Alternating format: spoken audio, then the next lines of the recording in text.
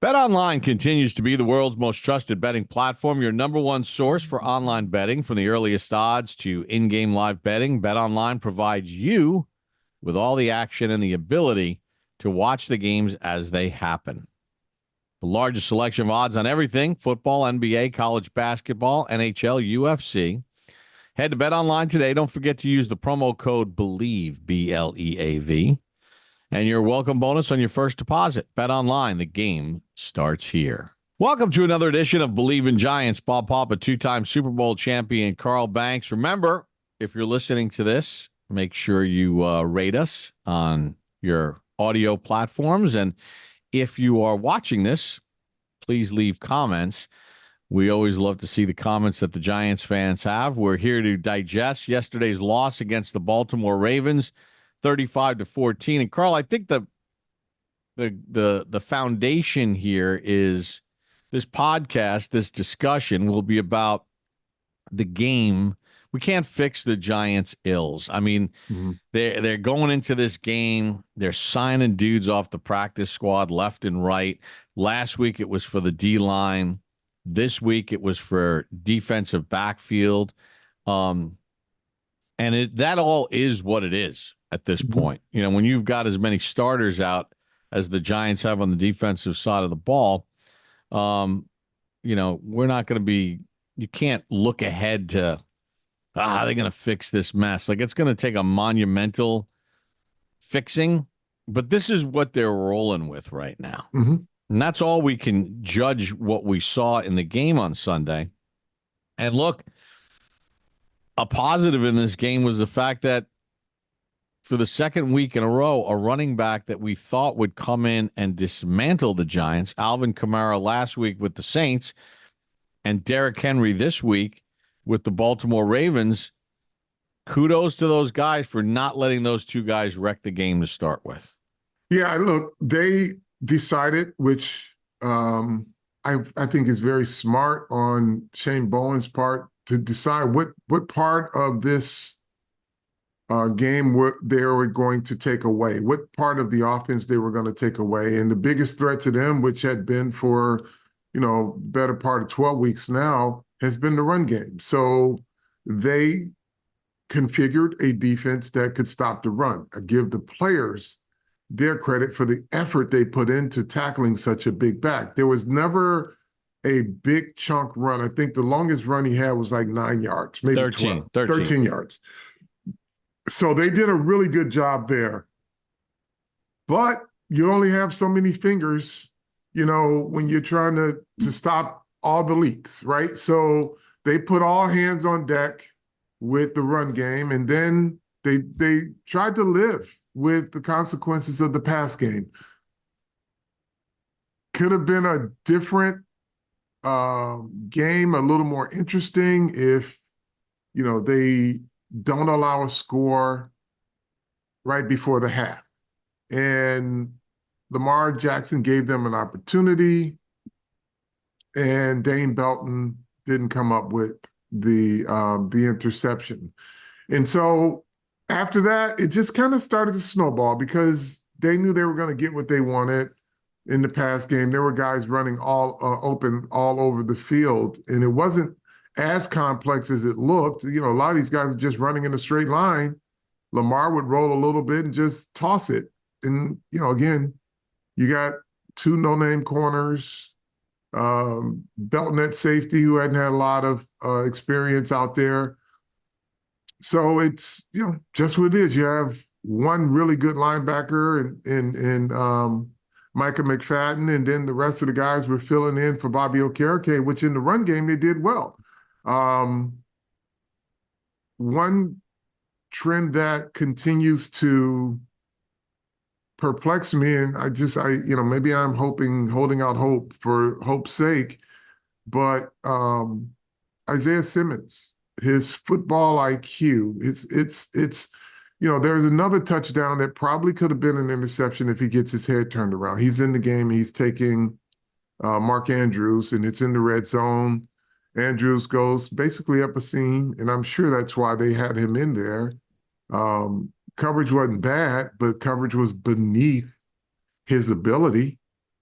That should be an easy pick for him, and it wasn't. And it just it looked like he was in between thoughts. He was where he was supposed to be, but didn't play instinctive football.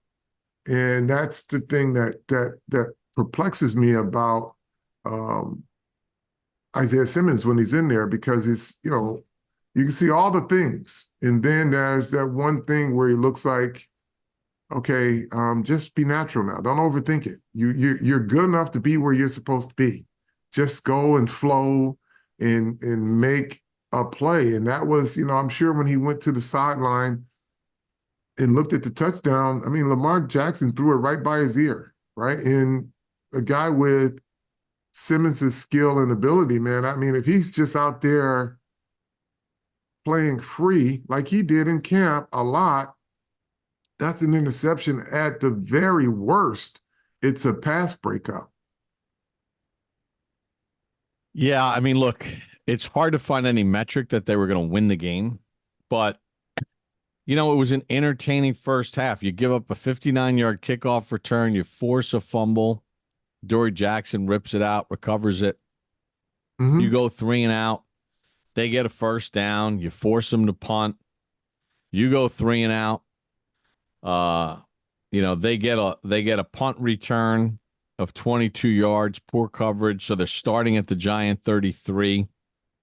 And Brian Burns gets a sack, and now it's 3rd and goal at the 13 in a scoreless game with 3 minutes to go in the first quarter. And the only way to win the game is to make it ugly, make it not up and down. And, that was just so deflating because it looked like they had everything in order. Mm-hmm. It looked like from a schematic standpoint, they had an idea of where the quarterback wanted to go with the football. And they had good coverage on it.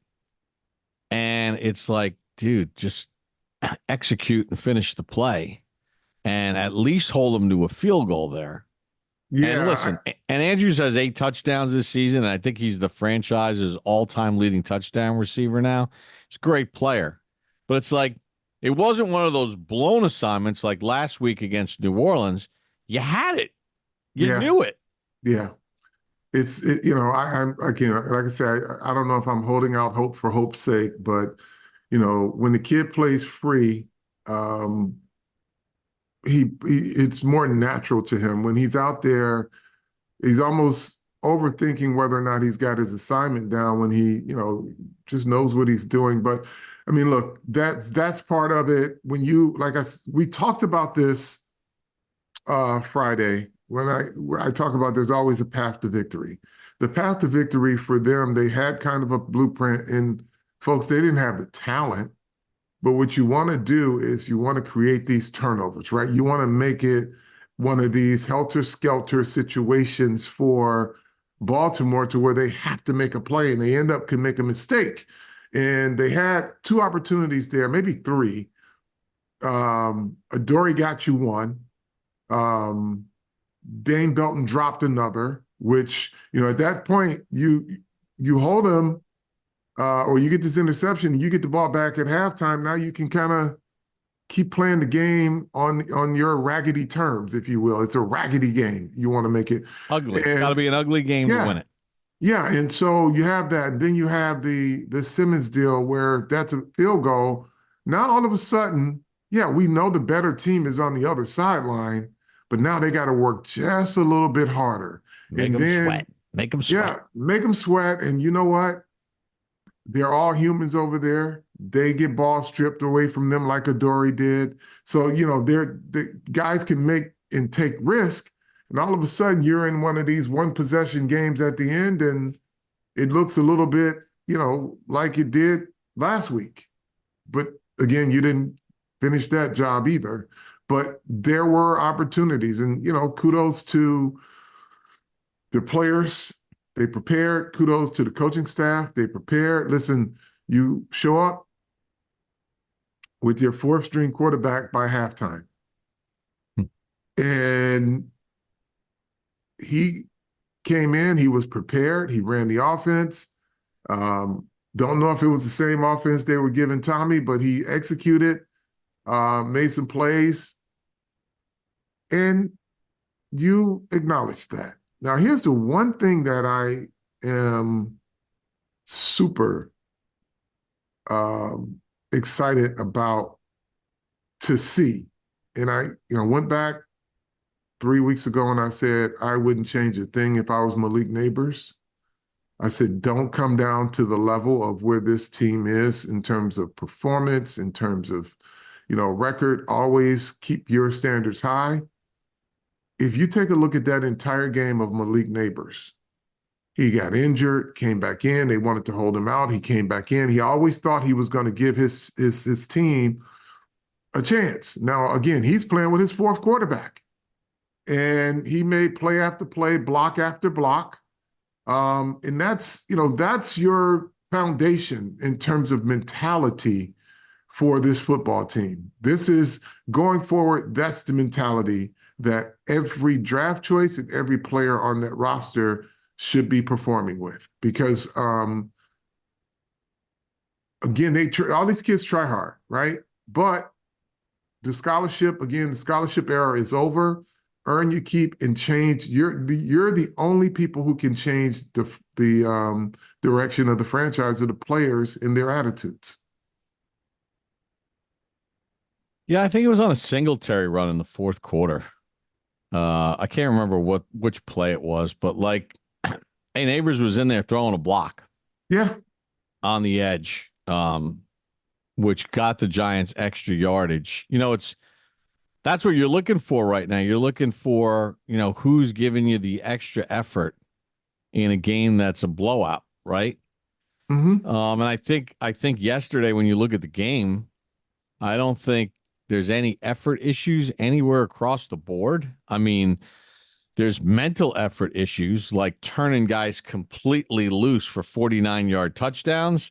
That's a talent issue too, by the way. Yeah, but it's also they've had a lot of blown coverages where yeah. And look, again, it's again, you got guys that are literally being signed off the practice squad and now playing significant minutes. Well, that's what I mean from a talent perspective. Yeah, like guys in there for a week and, kind of turning guys loose. But you obviously have to live with it. It is what it is at this point. I had a buddy of mine text me. He's like, at halftime, he's like, what the hell was that play call on 4th and 1? Like, it was 4th and less than 1 at the plus 30. You're a 16.5, 17-point underdog at home. It's not the greatest conditions. Hell yeah, you're going to go for it. Sure. But what do you got to lose? But DeVito had literally no shot on that 4th and 1 play. And those are little things where hey, dude, you got to be better here, man. It's one thing to not get it and not get it close. It's another thing to not even have a chance to get it going to possibly get it. DeVito took the snap and the center was already pushing him back. In his lap, yeah. The center was pushing him back. There was no forward momentum when the ball was snapped. He was going backward. Again, this is also an area that expectations, developments of players, that ramp is not as easy for these young players, or it shouldn't be going forward. Guys have got to have. Not every player is Malik Nabers. They're not going to be drafted as high as he is. But his mindset, you got every draft choice that comes in the building. You better have a mindset of winning, of playing hard in competition. Look, John Michael Schmitz, he just got blown up on that play. And this is a play that you had to have, right? But teams have gone to work on him. They've seen it week after week after week where he gets overpowered. Now, if he feels that he is a NFL caliber, I'm sorry, NFL starting center, not caliber, starting center, then he's got to play better than that. one of his assets or attributes was that he's a wrestler and he plays with good leverage. Well, it's time to kind of get into that um, because averages ain't going to get it. Like, you're supposed to be an upgrade. Are there some things that we've seen you do well? Yes. But the thing that NFL teams are looking at is what don't you do well? And the thing you don't do well is what they're exploiting week after week. They're overpowering you and they're pressuring up the middle. How do you fix that? What do you do personally to make it harder for teams to just go at you? You taught me this a long time ago. Until you fix what you put on tape as a weakness, it's literally like watching, when you watch those documentaries and the water buffalo and how when the lions, when it's time to hunt and they seek out the weakest one in the herd as they're all trying to cross that one patch of water somewhere in the jungle. And instinctively, they find the weakest one, the one that might be a little sick, the one that might be a little injured. And while they're all jumping through the water and trying to get away and running for their lives, they find the one. Yeah. Find the one that's weak. And that's what the NFL is. They will find your weakness. And until you put on tape that you can stop your weakness and show that it's not a weakness, every team will prey upon it. Yeah. And look, okay, so I made a comparison because of all of the draft picks that are making big contributions for the Ravens. Now, granted, the Ravens have a template. They have a winning template. It's been in place for a long time. So they know the type of players they want. They know the type of players that will fit in their system, but they know the mentality of the player that they want. I think that has to be written in this player evaluation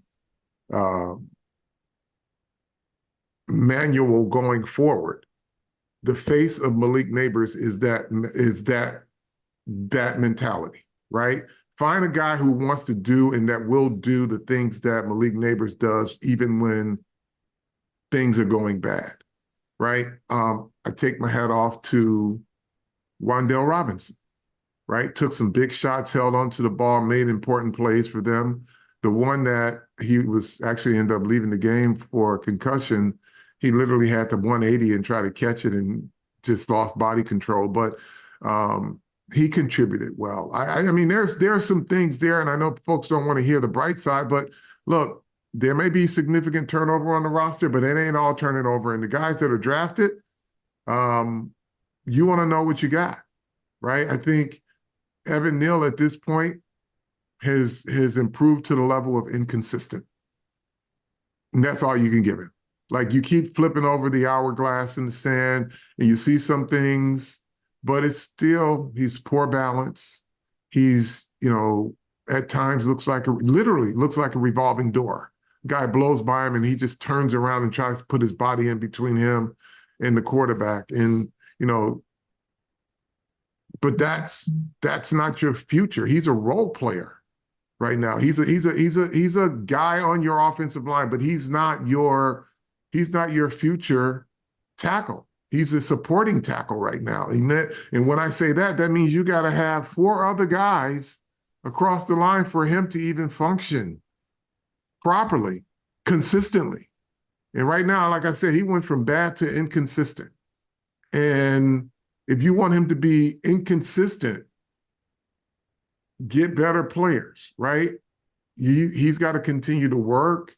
I don't know what he's going to be. I just can tell you now he's inconsistent, and that's being generous on some series, but teams will go after you, and he hasn't quite got it figured out. Okay, so you say, oh, Carl, well, he was injured. He was coming off an injury. He missed all of camp. Okay, that's still a player issue. Get healthy. get healthy and get better. Right now, you got healthy and you came back and you kind of where you left off. So that has to get better. Um, it's just not really much else to say. I mean, it's pretty obvious. Um, Talent level takes your team from bad to worse every week because of the injuries that are popping up. And again, these coaches are coaching as hard as they can. I think they're fielding a team with a plan. Um, they're executing to the best of their abilities, but then you get one of your best special teams players who whiffs on the tackle and puts Baltimore in great field position, which you don't help your defense, who had a pretty good play. I mean, listen, they're fighting a heavyweight. They're a cruiserweight at best, trying to go up, right? So they're trying to preserve energy, make every round count, and not exert as much. And by you getting them on the field early in the game and they're getting off the field, and that's kind of playing the game on the terms that they can survive the round, right? But then when you give up these big returns and then Baltimore puts another score on the board, then your offense isn't clicking, and now your defense is back out there. They're just getting body punched and body punched. Your best player, special teams player, he's got to make the play. Yeah, Bryce Ford Wheaton. I don't know Yeah, what I he was mean, he doing. literally the returner kind of braced for a big hit, and Wheaton just kind of pushed him, and away he went. And then so, you just look strategically how this team could have made it, even with everything that they don't have, how they could have made it a more interesting game. And when you get into interesting games, humans make mistakes. And especially those who've got to really say, okay, all right, guys, we've been fooling around with this team too much. Let's go try to make a play. And if you get them in that mindset, maybe they will make the play because they do have Lamar Jackson. But Lamar Jackson fumbled and he almost threw you an interception too. Right. So those are the things that hurt your team when your team is already hurting. And so, you put Malik Nabers as the face of what your rookie class should be like with your draft choices. From top draft to last draft, you better come in with a mentality to win, not just to develop, but to develop into a winning player. Carl, let me ask you this. Somebody that the Giants obviously want to be a foundation piece because it's going to be, you're going to have to make a decision on this player in the spring. But to that same thing that you're talking about with Neighbors, there's only 3 games left in the season. I know it hasn't been a great year on a lot of different metrics, but don't you feel like you need to see more out of Kayvon Thibodeau in the sense that, yesterday he had 1 tackle, we didn't really call his name at all. Mm-hmm. And it feels like last year was last year, whatever. Mm-hmm. But the consistency level, and I'm not just talking about sacks, right? Mm-hmm. Because sacks can be a little bit misleading in certain regards. Mm-hmm. But just feeling like, we need some more tackles for losses. We need to see you assert yourself and imprint yourself on the game a little bit more. Mm-hmm. Like yesterday, it almost felt like he wasn't even playing. Yeah, I mean, listen, he's got to continue to improve. That's an obvious thing. I don't think they're going to move away from him. I think he is part of their future. I think he is super talented.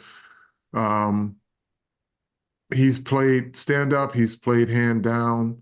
Hand down, if he's a pure defensive end, the 1 tackle number that shows up in the stat sheet, that's probably what most of these guys get, 1 or 2 tackles a game. But as a stand up, as a linebacker, you've got to be able to make more plays. And he's been both this year. He's had his hand down, he's had his hand up. But when you're a linebacker, pure linebacker, you've got to be able to make more plays and be more effective. Listen, he's not doing enough for people to look at him and say, "Yeah, he had an impact on this game." Um, Doing his assignment stuff, yeah, fine. He's not getting blocked, yeah, fine. But he's got to make some more impact plays. Um, I don't know if that, and this is, I'm not going to make an excuse for him. I know the kid will get better and return to form. And I don't know if it's a function of the schematic, similar to what Bobby Okereke was experiencing. I know that his success was a result of the schematic of Wink Martindale, right? So Wink highlighted his best features. This regime is asking him to do different things, but you're drafted to play. You're drafted to be that versatile guy. Yes, you always want to make sure your best players can do the things they do best, but they also have to do the other things well also because again, in the NFL, they find your weakness. They don't go to your strengths. They go to your weaknesses. So he's got to get better. He's got to show better, is what I should say. Along with Carl Banks, Bob Papa, this is Believe in Giants. Anything else to tie up for this game? I mean, we'll talk about Atlanta with Atlanta. Then there's going to be the Colts game, the last home game of the season. We know about the winless at home. We know about the now franchise tying record 9-game losing streak. It all goes on somebody's resume. Yep. So it all goes on somebody's resume. And unfortunately for the head coach, it's the biggest on his resume. But it's every player, it's on their resume. Anybody that's associated with a team that may not win a single home game, trust me, it's going on your resume. Yeah, I mean, because it ain't going on where the draft pick winds up being. Right. And you were a part of that team. That's the thing about it. You were a part of that team. Whatever your record is, you have to explain for yourself as well as everybody else. You can't say, well, we didn't have certain players. Well, you were available. You were there. What did you do to help? So this is where we are, folks. All right. We got nothing else here. There's nothing. No, I mean, we're not going to rant. I mean, that's enough angry people out there. We just got to give it to you where it is. Yeah, and we're not at the point right now of how nothing is getting fixed on December the 16th. Right. This is what it is moving forward. Yep. For the next 3 games. And then there'll be an entire offseason to debate what the next move should or should not be. Sure. All right. How do we like to end this thing? Tell a friend to tell a friend. Believe in Giants.